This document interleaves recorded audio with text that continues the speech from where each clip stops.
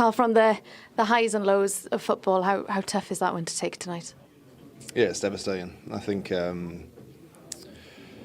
we played our hearts out. We gave it our all. We played the way that we've played throughout the whole qualifying campaign, and that's got us to this point. And I think we can be proud of what we delivered out there tonight.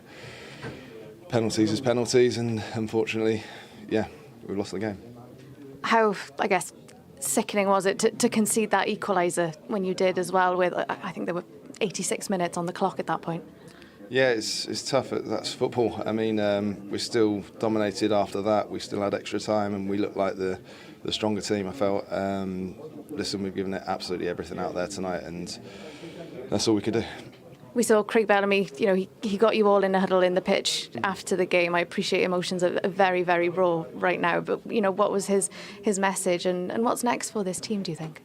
Yeah, the same messages. I think we're not perfect. We know we're not perfect, but we're playing a brand of football and a style that is exciting, I feel. And we've got so many young players in that group that is still going to grow and still going to get better and progress. And I think it's really exciting still for Welsh football in terms of what's to come. So we've got to take the positives that so many people have experienced this. We've got to hurt, and we've got to stay motivated to go again.